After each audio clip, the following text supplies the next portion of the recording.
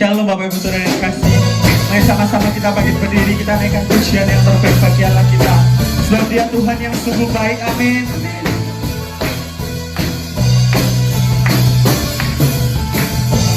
Kasih setiamu nyata bagiku,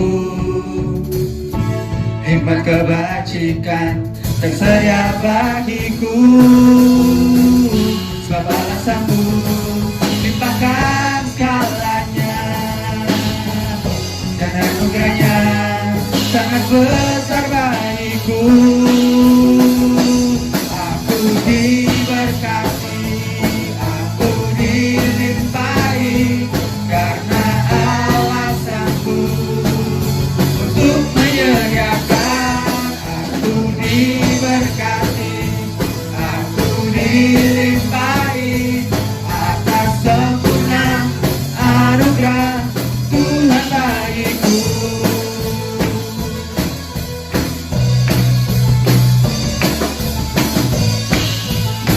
Kasih setiamu nyata bagi setiap kami Tuhan. Kasih setiamu nyata bagiku, hikmat kebajikan tersedia bagiku. Sebab Allah sanggup limpahkan segalanya, dan anugerahnya sangat besar bagiku. Aku diberkati, aku dilimpahi, karena Allah sanggup untuk menyediakan. Aku diberkati, aku dilimpahi atas sempurna anugerah Tuhan bagiku. Aku diberkati, aku dilimpahi, karena Allah sanggup untuk menyediakan. Aku diberkati, aku dilimpahi atas sempurna anugerah Tuhan bagiku. Aku diberkati, aku dilimpahi, karena Allah sanggup untuk menyediakan. Aku diberkati, aku dilimpahi atas sempurna anugerah Tuhan bagiku. Aku diberkati, aku dilimpahi, karena Allah sanggup untuk menyediakan. Aku diberkati, aku dilimpahi atas sempurna anugerah Tuhan bagiku. Aku diberkati, aku dilimpahi, karena Allah sanggup untuk menyediakan. Aku diberkati, aku dilimpahi atas sempurna anugerah Tuhan bagiku. Tuhan bagiku,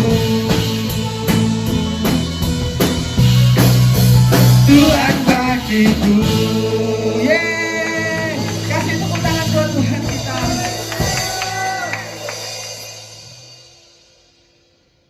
Kami bersyukur buat setiap berkat yang Kau berikan bagi setiap kami Tuhan. Anugerah-Mu cukup bagi setiap kami.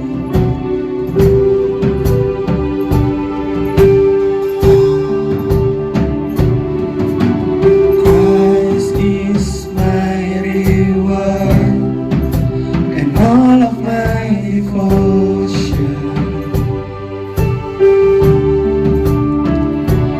No, there's nothing in this world that will ever satisfy.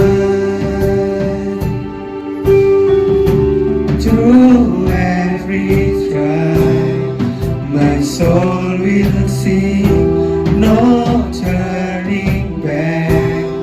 I've been set free.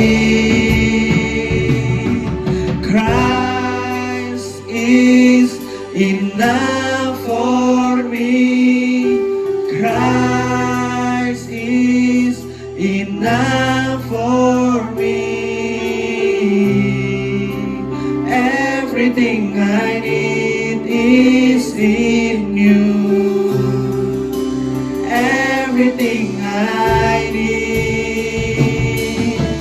Christ my all in all, the joy of my salvation, and His hope will never fail. Heaven is our home. Through every storm, my soul will sing, Jesus is here. To God be the glory. Christ is enough for me. Christ is enough for me. Everything I need is in you. Everything I need, Christ is enough. Christ is enough for me. Christ is enough for me. Everything I need is in you. Everything I need.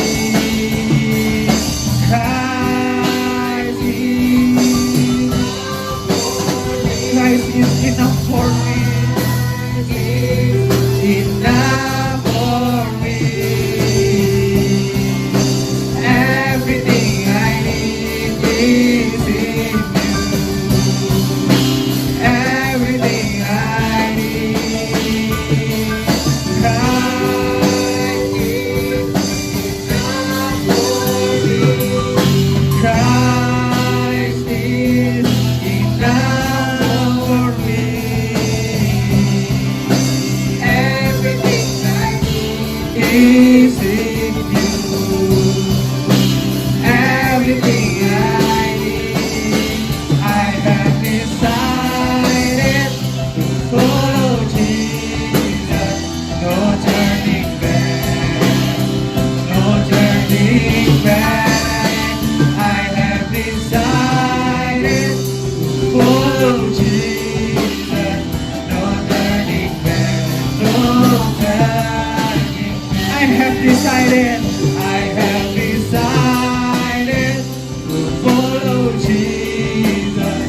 No turning back, no turning back. I have decided to follow Jesus. No turning back, no turning. The cross before me, the cross before me, the world behind me. No turning back, no turning back. The cross before me, the world behind me. No turning back, no turning back. Christ is enough for me. Christ is enough for me. Everything I need is in you. Semua yang kami butuhkan ada padamu Tuhan. Christ is enough for me. Christ is enough for me. Everything I need is in you. Everything I need.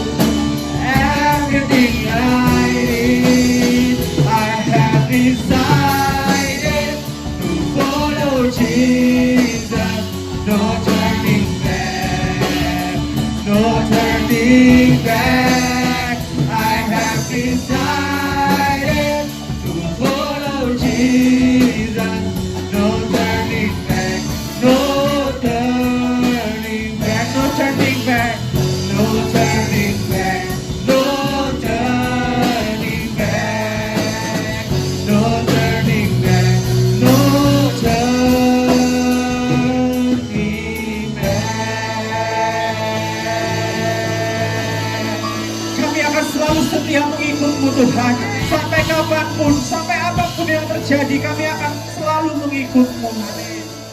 Terima kasih Tuhan, terima kasih. Kami bersyukur buat karya keselamatan yang Kau berikan bagi setiap kami. Kami tahu semua yang kami butuhkan, semua yang kami inginkan ada di diri-Mu Tuhan. Kami percaya Engkau Tuhan yang luar biasa, Engkau Tuhan yang sanggup melakukan segalanya. Kami bersyukur buat Allah yang besar, kami bersyukur buat Allah yang hebat. Sore hari ini kami siap untuk mendengarkan firman-Mu. Beri setiap kami roh hikmat, wahyu dan pengertian agar kami dapat mengerti isi firman-Mu. Dan kami juga berdoa untuk hamba-Mu yang akan menyampaikan firman-Mu. Tuhan urapi hamba-Mu. Di dalam nama Tuhan Yesus, haleluya, amin. Orang yang duduk dalam lindungan yang Maha Tinggi dan bermalam dalam naungan yang Maha Kuasa akan berkata kepada Tuhan, tempat perlindunganku dan kubu pertahananku, Allahku yang kupercayai. Sungguh Dialah yang akan melepaskan engkau dari jerat penangkap burung, dari penyakit sampar yang busuk. Dengan kepaknya Ia akan menundungi engkau di bawah sayapnya, engkau akan berlindung. Kesetiaannya ialah perisai dan pakar tembok. Engkau tak usah takut terhadap kedahsyatan malam, terhadap panah yang terbang di waktu siang, terhadap penyakit sampar yang berjalan di dalam gelap, terhadap penyakit menular yang mengamuk di waktu petang. Walau 1000 orang rebah di sisimu dan 10.000 di sebelah kananmu, tetapi itu tidak akan menimpamu. Engkau hanya menontonnya dengan matamu sendiri dan melihat pembalasan terhadap orang-orang fasik. Sebab Tuhan ialah tempat perlindunganmu, yang Maha Tinggi telah Kau buat tempat perteduhanmu. Malapetaka tidak akan menimpa kamu dan tulah tidak akan dekat kepada kemahmu. Sebab malaikat-malaikatnya akan diperintahkannya kepadamu untuk menjaga engkau di segala jalanmu. Mereka akan menentang engkau di atas tangannya, supaya kakimu jangan teranduk kepada batu. Singa dan ular tedung akan kau langkahi, engkau akan menginjak anak singa dan ular naga. Sungguh hatinya melekat kepadaku, maka aku akan meluputkannya. Aku akan membentenginya sebab ia mengenal namaku. Bila ia berseru kepadaku, aku akan menjawab. Aku akan menyertai dia dalam kesesakan. Aku akan meluputkannya dan memuliakannya. Dengan panjang umur akan kukenyangkan dia, dan akan kuperlihatkan kepadanya keselamatan daripadaku. Amin. Shalom Bapak Ibu Saudara yang dikasihi Tuhan. Saya berharap apa yang kita pelajari minggu lalu tentang memfungsikan Roh Kudus betul-betul kita praktekkan. Saya rindu setiap jemaat mempunyai pengalaman yang indah bersama Roh Kudus. Amin. Sesuatu yang sangat berharga yang Allah berikan kepada kita, yaitu pribadinya sendiri yang disebut Roh Kudus. Hari ini saya melanjutkan pembahasan beberapa minggu sebelum kita merayakan Pantekosta.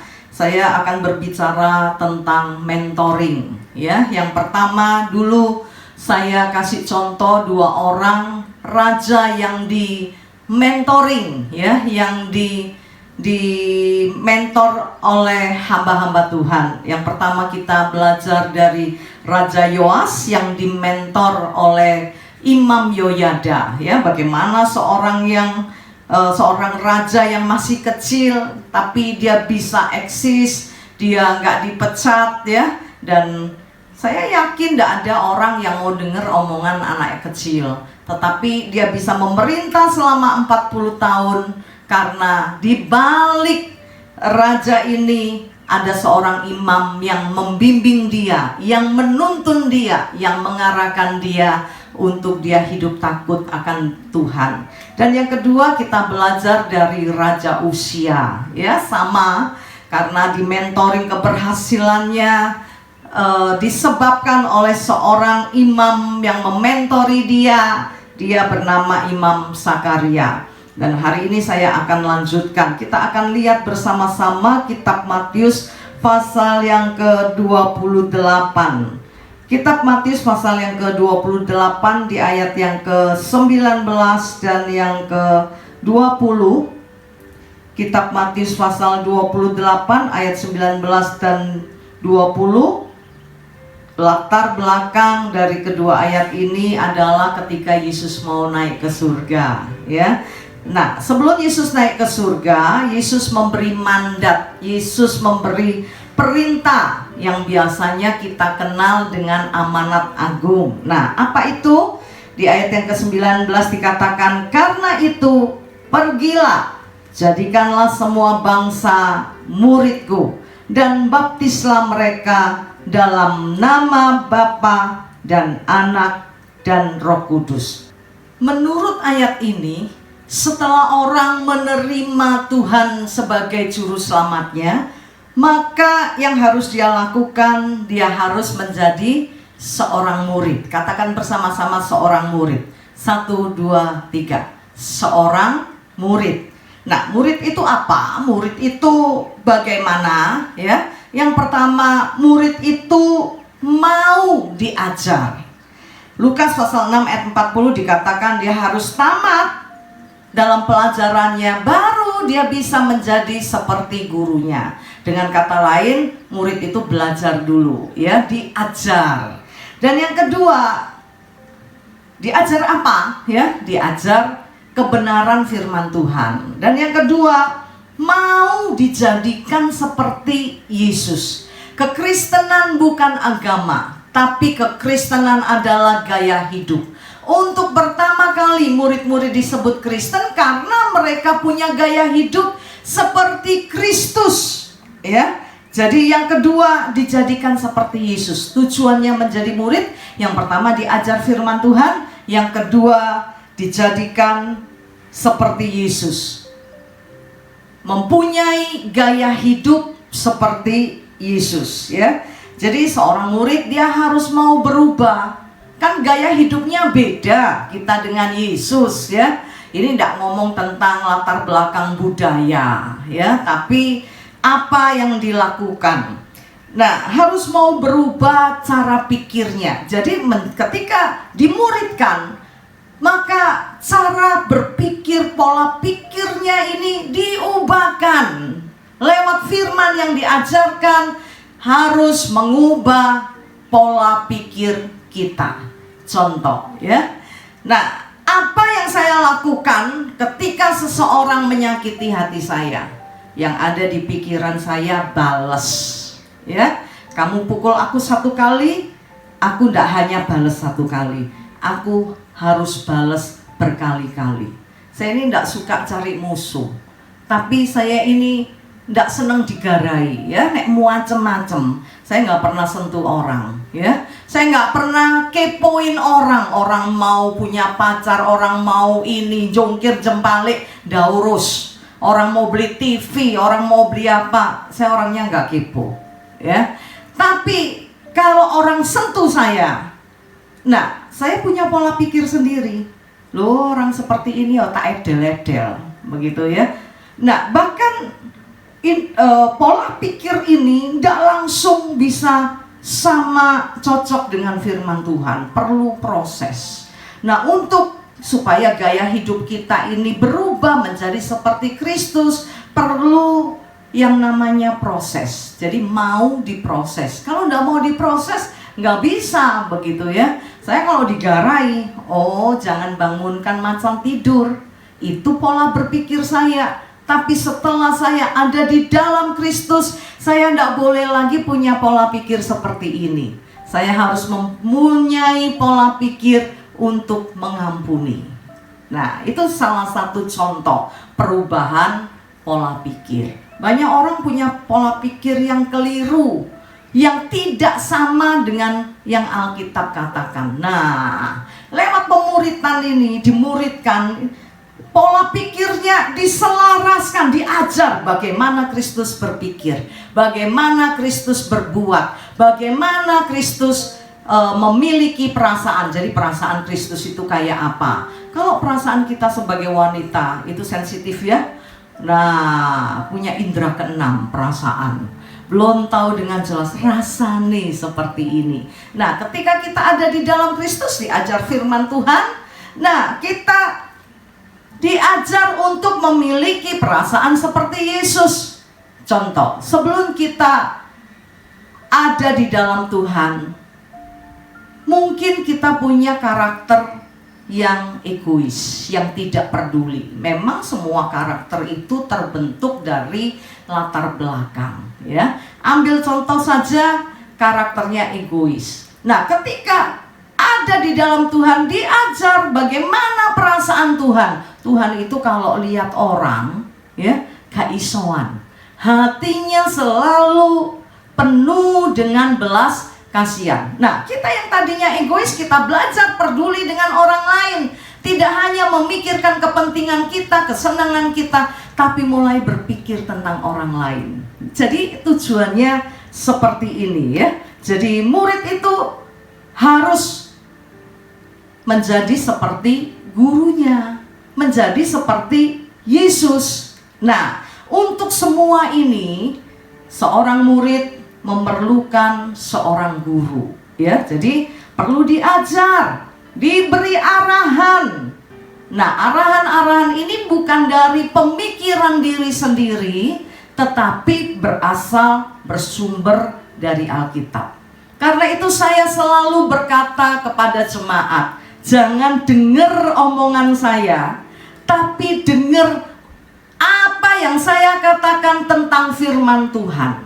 Kenapa? Kalau dengar omongan hamba Tuhan bisa salah ya. Suatu hari saya dengar diskusi, tanya jawab begitu ya. Seorang bertanya, dia bermasalah dengan orang tuanya. Dia merasa dia tidak nyaman ada di tengah-tengah orang tuanya. Karena orang tuanya sering cari masalah. Orang tuanya tidak menghargai dia. Nah, apa yang dinasehatkan oleh pembicara ini? Pembicara ini berkata, saya mengusulkan untuk kamu pergi jauh-jauh dari orang tuamu. Karena orang tuamu membuat kamu tertekan. Apakah ini sesuai dengan firman Tuhan? Enggak. Firman Tuhan berkata apa? Hormati orang tuamu. Kalaupun kita punya orang tua yang seperti ini, doakan. Kita juga kan sudah besar, sudah bekerja. Kita bisa discuss, ya, kita bisa diskusikan, kita bisa omong baik-baik dengan orang tua. Ngomongnya baik-baik ya, jangan kurang ajar. Wes, duwe wong tua koyo ngene percuma wis aku tak minggat ae sing ado, begitu ya. Nah, segala sesuatu bisa kita selesaikan dengan cara Tuhan. Jadi perlu arahan yang sesuai dengan firman Tuhan. Semua yang dinasehatkan, siapapun yang menasehatkan, harus berdasarkan kebenaran firman Tuhan. Itu gunanya dimuridkan, dijadikan seorang murid ya. Perlu guru, perlu yang mengajar. Nah, yang mengajar ini disebut mentor ya. Jadi mentor itu mengarahkan, tujuannya membuat supaya Bapak, Ibu, Saudara bertumbuh di dalam Tuhan menjadi seperti Yesus. Banyak kali kita temukan orang-orang yang sudah lama menjadi Kristen, tapi hidupnya tidak berubah. Kenapa? Tidak ada yang mentori. Kalau salah pun tidak ada yang kasih tahu ya. Nah, perlu di mentoring karena pendeta ini bukan Tuhan ya. Dalam berkhotbah pun memang menyampaikan isi hati Tuhan, tapi jemaat kan banyak macam-macam persoalan, tidak selalu terjawab ketika saudara datang ke gereja. Tapi kalau saudara di mentoring, nah saudara bisa dibimbing, diarahkan. Misal contoh, suatu hari saudara berkelahi dengan suami terus pengen minggat. Nah, belum tentu minggu itu khotbahnya tentang minggat, begitu ya. Lah, kalau saudara punya mentor, mentor itu akan mengarahkan saudara, oh udah boleh minggat. Kalau minggat, pulang sendiri loh. Karena Alkitab mengajarkan seperti itu. Ketika Hagar minggat ya, malaikat tidak berbicara kepada Abraham atau Sarah untuk menyusul Hagar pulang, enggak. Tapi malaikat itu tanya, kamu siapa? Kamu dari mana? Begitu ya. Jadi Hagar berkata, aku hambanya Sarah. Singkat cerita, suruh pulang saudara. Saya ajarkan ini kepada sahabat wanita. Ojo minggat ya. Nek minggat balik dewe, malu gitu ya. Nah, jadi nasihat-nasihat ini adalah nasihat apa yang dikatakan oleh firman Tuhan. Jadi kalau menurut saya, perasaan saya, oh kalau laki-laki kurang ajar begitu ya, udah ndak kerja, males, kakek cerewet, atur-atur uang, udah tinggal pergi saja. Tapi Alkitab tidak mengajarkan seperti itu. 1 Petrus berkata bahwa suami ini akan dikuduskan oleh oleh kelakuan baik istri. Jadi istri harus tetap berbuat baik supaya suami ini nanti berubah, ya. Jadi inilah perlunya di mentoring. Jadi saya ingin Bapak Ibu Saudara mengerti bahwa saudara tidak bisa bertumbuh tanpa saudara di mentoring, ya. Orang itu perlu sekali di mentoring. Nah, kembali ke banyak orang Kristen ini, ya. Banyak orang Kristen tidak bertumbuh di dalam kekristenannya setelah dia berjumpa dengan Tuhan. Nah, kenapa saya berkata demikian? Banyak orang Kristen yang tetap pegang prinsipnya, bukan prinsip Tuhan, prinsip-prinsip yang dikatakan di dalam Alkitab yang dia pegang. Seperti yang contoh yang saya tadi berikan, ya. Prinsip saya, ojo macem-macem, ya. Jangan sentuh saya. Kalau sentuh saya, tak edel-edel. Itu kan prinsip saya. Lah, prinsip firman Tuhan tidak seperti itu. Ampuni, berkati, doakan. Nah, saya harus mencocokkan prinsip hidup saya dengan Alkitab. Nah, banyak orang Kristen tidak cocokkan prinsipnya dengan Alkitab. Kenapa? Ya karena tidak ada yang mentoring. Kalau ada yang mentoring, diajarin, nggak boleh, itu mesti kamu buang. Aku dulu juga gitu, tapi sekarang nggak gitu. Kalau ada orang sakiti, saya berkati. Saya belajar berbuat baik kepada orang yang cari gara-gara, kepada orang yang menyakiti hati saya. Memang saya tidak sempurna, tapi saya belajar mencocokkan hidup ini dengan firman Tuhan. Nah, orang-orang Kristen perlu diajar seperti ini. Ibadah minggu udah cukup waktu, ajar banyak hal. Kenapa ada ibadah wanita? Nah, supaya wanita-wanita dididik. Dididik apa? Dididik firman Tuhan. Apa yang firman Tuhan katakan tentang wanita? Ya, saya khotbah di wanita, segala sesuatu yang berhubungan dengan wanita. Nah, begitu juga dengan gaya hidup kita. Gaya hidup kita harus berpadanan dengan gaya hidupnya Yesus, dengan firman Tuhan. Jangankan perubahan yang terjadi di dalam kehidupan banyak orang Kristen, tetapi saya melihat ada banyak orang Kristen yang hidupnya jauh lebih buruk daripada orang-orang yang tidak Kristen. Saya sedikit saksi, ya. Nah, barusan ini saya alami masalah begitu, ya, dengan arisan. Ya, saya bertobat kapok, nggak ikut arisan lagi. Nah, singkat cerita, arisan ini alami kekacauan begitu. Lalu ada beberapa yang saya belum narik, ya, walaupun kecil, narik cuma 1-2 juta, tapi kan ya sayang begitu, ya, kalau dikumpulkan ya banyak. Nah, suatu hari seorang yang sudah narik ini, dia tanya sama yang di bawahnya begitu, ya, nomor rekening berapa gitu, ya. Ternyata dia mau transfer, walaupun arisan ini udah berhenti. Tapi orang ini berkarakter banget, ya. Saya melihat dia sebagai seorang yang berintegritas. Jadi dia tanya nomor rekening karena dia sudah narik, dia mau yang belum narik, yang di bawahnya dia ini dia bayar. Nah, lalu ditanya satu-satu termasuk saya nomor paling bontot begitu, ya. Saya ditanya nomor rekening berapa. Nanti pada waktunya dia akan transfer begitu, ya. Nah, melihat itu dalam hati, ya, saya bukan dalam hati, melihat itu saya berpikir bahwa pasti dia orang Kristen. Tapi hati kecil saya ragu begitu, ya, enggak. Akhirnya saya beranikan diri, saya nanya, "Ci, maaf ya, Ci Kristen ya?" "Oh enggak, saya Buddha." Bapak Ibu Saudara, saya malu, ya. Ada banyak orang di luar Tuhan yang lebih berkarakter daripada orang-orang Kristen. Banyak orang Kristen utang tidak bayar, bahkan yang punya duit tidak disapa, dihindari, dijelekkan begitu, ya. Tapi ini orang luar biasa.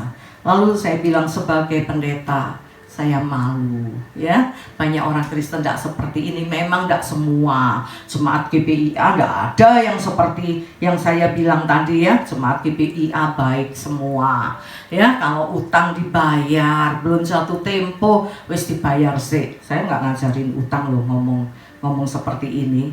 Nah, misalnya punya toko begitu, ya, kan tidak langsung.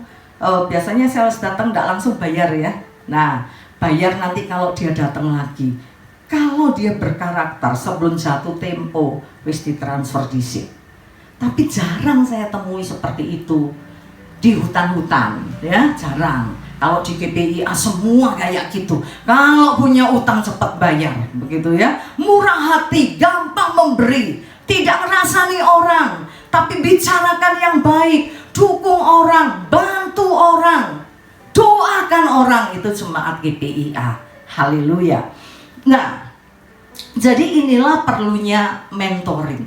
Diajar, begitu, ya. Dibentuk karakternya. Yang mencuri tidak mencuri lagi. Yang suka gosip tidak suka gosip lagi. Yang suka pukulin orang tidak pukulin orang lagi. Diajar firman Tuhan, ya. Bagaimana harus memberkati musuh. Diajar firman Tuhan bagaimana harus berbuat baik. Diajar firman Tuhan bagaimana hidup jujur.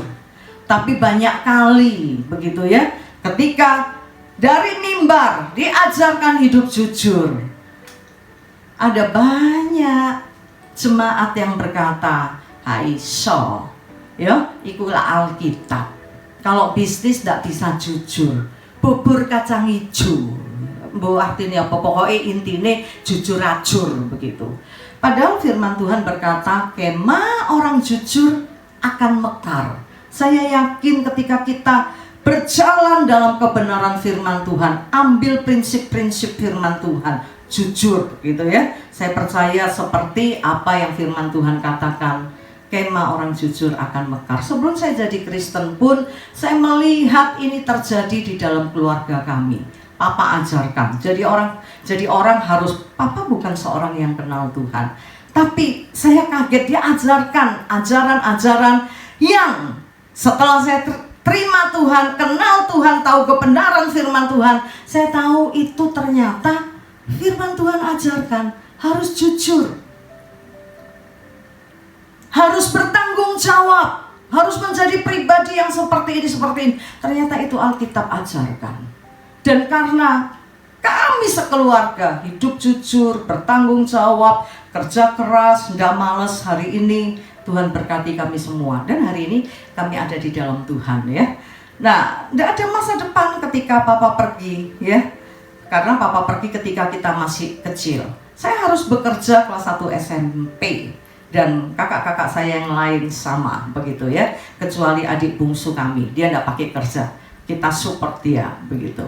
Nah, hari ini saya melihat firman Tuhan digenapi. Apa yang firman Tuhan katakan, itu terjadi. Kemah orang jujur akan mekar. Walaupun kami miskin, gak punya modal, hari ini semua saudara saya bisa jadi pengusaha. Jangan salah loh, ya. Kalau saya ngomong gini bukan mau pamer keluarga. Tapi saya ingin beritahu bahwa kita harus pegang prinsip firman Tuhan. Dan firman Tuhan itu relevan sampai kapanpun. Di zaman sulit seperti ini, orang bilang zaman koyok ini jujur acur, ya, semua pada menipu. Nah, kalau kita tidak menipu, ya tidak bisa, begitu, ya. Ini yang ingin saya ajarkan. Jadi jangan salah. Biasanya jemaat ini gampang salah paham, pamer keluarga suge, bukan. Kami tahu semua ini karena Tuhan. Kami bersyukur Tuhan beri orang tua yang mengajarkan, ternyata itu prinsip-prinsip firman Tuhan. Nah, Bapak Ibu Saudara, setelah Bapak Ibu Saudara menerima Tuhan sebagai Tuhan dan Juru Selamat, perlu dimuridkan, perlu mau menjadi seorang murid, ya. Nah, satu contoh lagi begini. Kalau saudara di mentoring, ya. Nah, dimuridkan, maka saudara akan diajar kebenaran firman Tuhan. Saya kasih contoh. Suatu hari di Delta saya ketemu teman lama saya, ya. Nah, teman lama saya ini ngobrol-ngobrol begitu, ya. Nah, ternyata teman temen lama saya ini, dia istrinya kabur, gitu ya. Istrinya kabur, dia hidup dengan kakaknya dan dengan 2 orang anak. Yang aneh, saudara. Lalu saya tanya, sekarang kerja apa? Oh, kami tidak bekerja. Hah? Mana bisa? 4 orang di rumah tidak kerja, saudara. Karena yang 2 anak-anak masih sekolah, 1 SMP, 1 SMA. Saya bilang, mana bisa begitu? Lalu dia bilang begini, saudara. Loh, Tuhan kan baik. Ya ampun, saya mau pingsan dengar omongannya, saudara. Tuhan baik bukan berarti kita tidak perlu bekerja, ya. Kita tidak boleh hidup dari belas kasihan orang lain. Karena firman Tuhan dalam 1 Tesalonika pasal 3 ayat 10. Nah, kalau dimuridkan ya, ada orang tidak kerja, saya pasti ajari ini. 1 Tesalonika 3 ayat 10 katakan, kalau tidak kerja jangan makan. Ayo kerja. Saya akan ajar dia untuk bekerja. Gimana caranya dia bisa bekerja? Tapi kalau tidak di mentoring, siapa sih ngomongi? Dulu dia punya prinsip seperti ini. Sempat mamanya share sama saya begini. Kebaktian itu tidak harus di gereja. Saya di rumah juga kebaktian kok. Dari pagi saya dengerin khotbah di radio ini, radio itu, begitu ya. Jadi nggak perlu kebaktian. Ini akibat tidak kebaktian, saudara. Ya, menurut kitab Ibrani dikatakan kebaktian itu ada 2 arah. Arah pertama kepada Tuhan, arah kedua fellowship dengan manusia. Nah, dikatakan dalam ayat itu jangan menjauhkan diri dari pertemuan-pertemuan ibadah, tetapi hendaklah kamu saling menasehati, saling mendukung dan saling mendoakan. Jadi ini pentingnya mentoring. Nah, kalau tidak di mentoring, tidak kerja, mangan turun nelek. 4 orang dalam 1 rumah, gak kerja kabeh. Heran, saudara.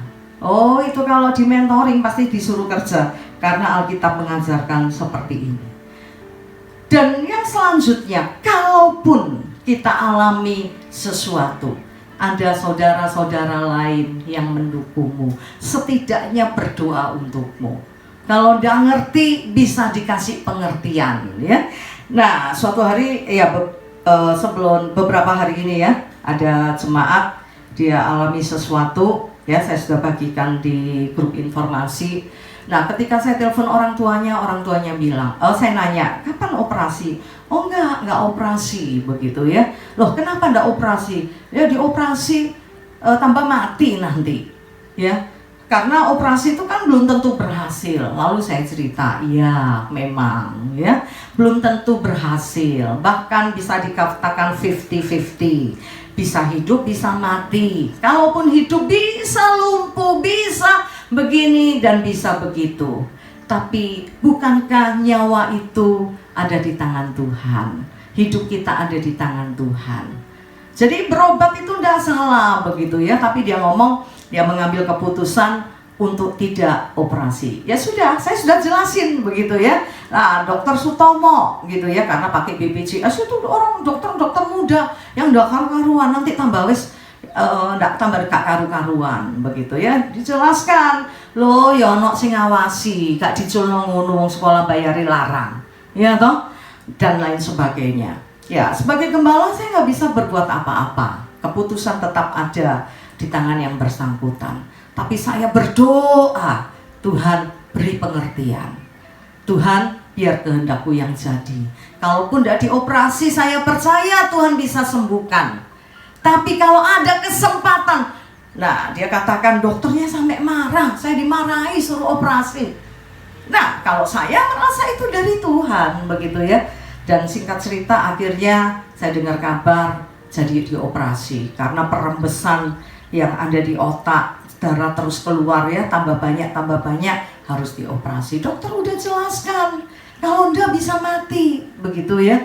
Tapi nah, ketika sudah ambil keputusan, oke, mau dioperasi, dia bilang, lah aku bingung ya, mau ngomong sama siapa, ngomong sama ini, begini, begitu ya. Jadi perlunya komunitas supaya ada yang mendukung, ada yang menasehati, ada yang memberi wawasan begitu ya. Oh kalau udah operasi minum angkung aja. Oh iya aku lali begitu ya, jemaat ingatkan. Oke nanti uang dibeliin angkung aja begitu ya, ternyata operasi. Ya udah uang saya serahkan. Jadi perlu komunitas, perlu tempat bertumbuh bersama-sama, saling membangun, saling menguatkan, saling mendoakan. Saya bersyukur buat komunitas yang luar biasa. Jemaat memantau begitu ya, gimana hasilnya gitu ya, udah selesai operasi apa belum, udah sadar atau belum begitu ya. Saya yakin kita bersama-sama berdoa supaya sesuatu yang baik dialami oleh keluarga ini. Nah, kenapa perlu mentor ya, yang mengajar, mengarahkan, mendidik? Saya akan akhiri dengan statement ini.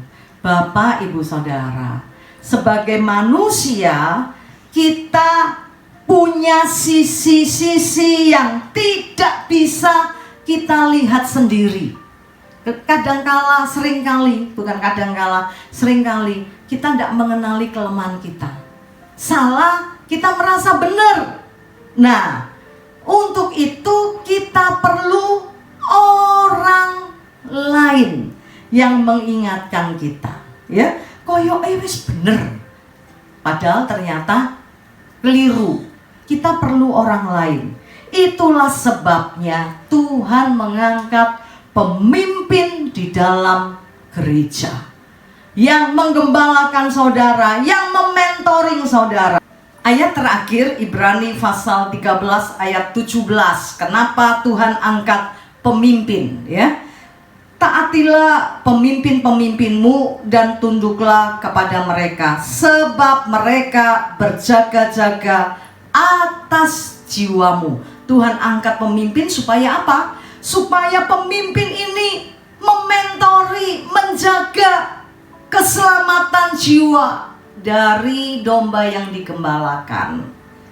Sebab mereka berjaga-jaga atas jiwamu sebagai orang-orang yang harus bertanggung jawab atasnya. Dengan jalan itu mereka akan melakukannya dengan gembira, bukan dengan keluh kesah, sebab hal itu tidak akan membawa keuntungan bagimu. Jadi Tuhan angkat pemimpin kenapa? Untuk berjaga-jaga atas jiwa domba-domba yang Tuhan percayakan dan bertanggung jawab akan keselamatan jiwamu, ya. Dinasehati, ditegur, diajar supaya bertumbuh di dalam Tuhan. Semua ini tidak akan pernah terjadi kalau kita tidak mau merendahkan diri. Kalau kita merasa lebih hebat dari pemimpin, tidak jadi saudara, ya. Tidak akan ada fungsinya pemimpin. Seperti Roh Kudus, diberi Roh Kudus, tapi tidak pernah difungsikan, gak direken, ya gak alami apa-apa. Tuhan sudah tetapkan pemimpin, tapi kok tidak mau tunduk, ditegur, marah, gak mau. Tidak akan ada gunanya, ayat ini tidak akan terjadi. Karena itu malam hari ini mari kita merendahkan diri di hadapan Tuhan. Miliki hati seorang hamba, rendah hati, mau dibentuk, mau dinasehati, didoakan, didorong, dan kita bersama-sama tumbuh di dalam Tuhan. Saya minta kunci deh. Kau bukan Tuhan yang melihat rupa, kau bukan Tuhan yang memandang harta. Hati hamba yang selalu kau cari, biar kau temukan di dalamku. Selama ku hidup, ku mau menyembahmu, sebab engkau sangat berarti bagiku. Yang terbaik yang ada padaku,